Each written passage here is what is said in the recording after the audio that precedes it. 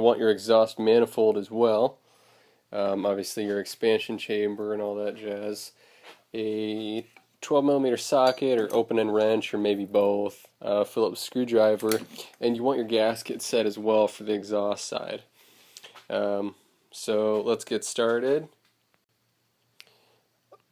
Also, if you've got aftermarket parts, go ahead and take a second look at all this stuff. Like this, for example, is set up for a double cooling line. So I've got one of the barbs on the left there, and the other barb goes here. So I don't have another new barb, but I'm actually just going to salvage the one off the system that I've currently got. So also make sure to pick yourself up some new cooling line for your setup.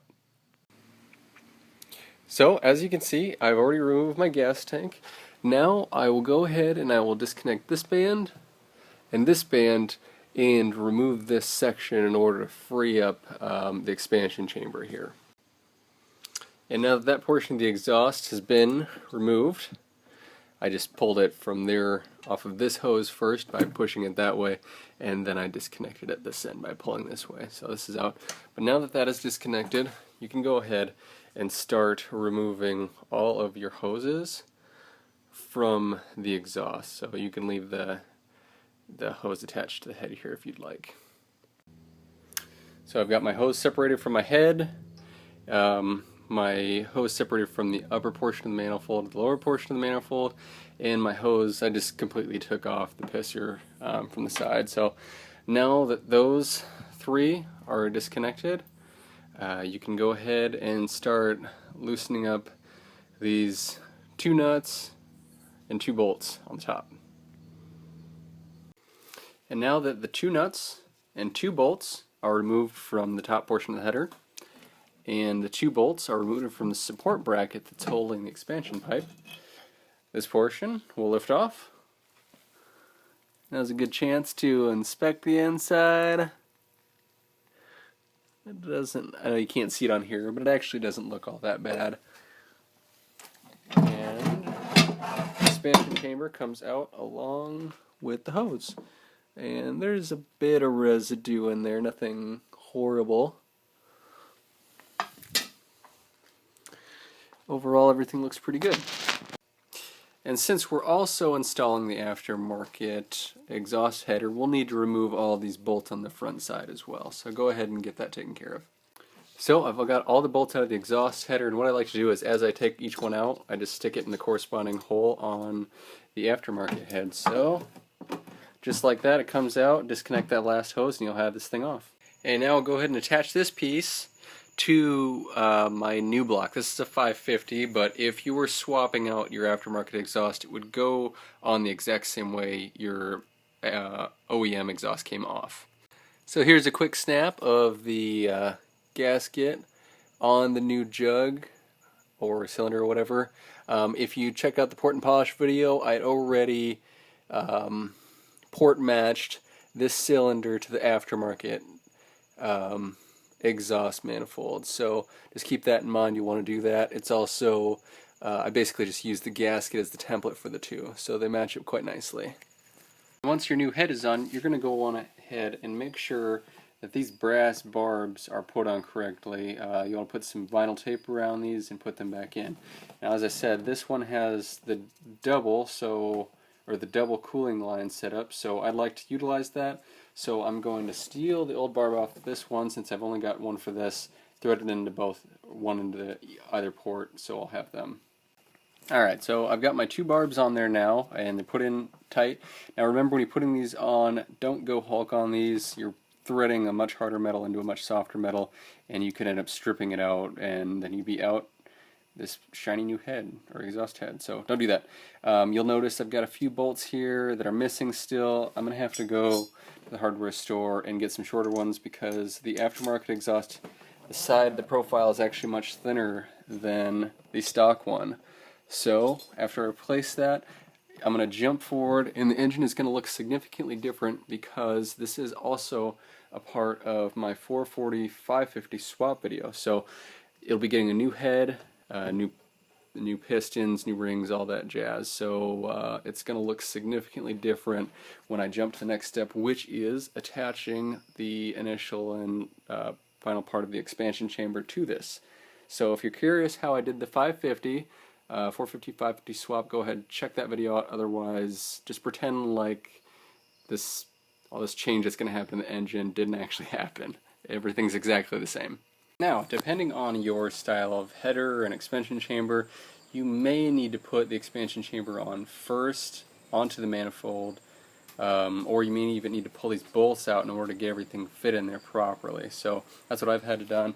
I'm going to go ahead and grab the chamber now, put it on, and then thread my bolts through the top. So before I'd mentioned that the exhaust manifold, the aftermarket exhaust manifold, is significantly shorter where the bolts go in, approximately ½ inch to 5/8 inch difference. So I went out and got some new stainless steel bolts and washers, and I will use these to replace the 6 outer bolts. So I'll go ahead, throw my washers on, and slide these in and tighten them down. Alright, so I've got my posts that go into the block nice and tight, so I've gone ahead, throw my washer, lock washer, and then nut on both sides. So I will go ahead and I'll just tighten these up and grab my socket wrench here and really get them wrenched down. Alrighty, so I got the top portion of my expansion chamber put on, it's all tightened down. Now I'm going to go ahead and pull this portion of the exhaust out because the second part of the expansion chamber is significantly larger and probably won't allow for all this stuff to fit in here. So take it out, we'll get that portion in, and we'll see how much space we have to make up at the very end here. So I got the second part of the expansion chamber attached. However, you can see there's a significant difference in where these two pieces come out. So I'll probably end up having to move this pipe a bit and then pushing the water box back in quite a ways to get that angle to work out.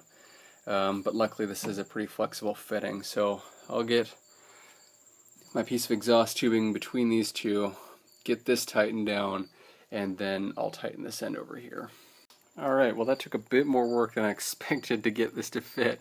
So what I ended up doing was taking that bit of hose from that water box swap. It was that kind of curly Q piece, and it had a nice 90-degree or close to a 90-degree bend piece in it that was at an upward angle as well. So I just cut that off into a piece that would fit between these two, and that is my new connector between the expansion chamber and the water box. So there is no silencer on this anymore, or whatever you want to call it.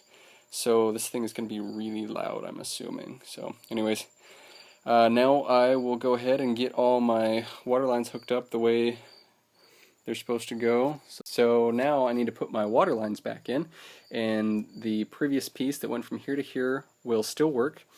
However, I've got a new hose that comes out here, a new hose that comes out here, and a new hose that comes out here. So I will need to install hoses appropriately for this. Alrighty, and there everything is. I ended up just capping off the other cool water line that was coming out of the exhaust manifold. It should be running to the head, and I don't have a second head tap, so I don't need that for now. As far as this cold water line goes, it operates the exact same way as the one that goes from the top to the bottom of your expansion chamber. Just goes the top to the bottom, and that's pretty much it. So everything overall looks pretty good. And that's really all there is to it. This one's a little bit longer. This one probably took me a total of, maybe 2 hours to do this entire process, and then a bit of extra time running to the hardware store and getting proper bolts. So otherwise, that's really all there is to this. I hope it's been helpful. If you guys have any questions or comments on your exhaust manifold and expansion chamber, aftermarket part replacement, throw it in the comments section. I'll respond, maybe even update my videos as needed. So hope it's been helpful. Thanks for watching, everybody.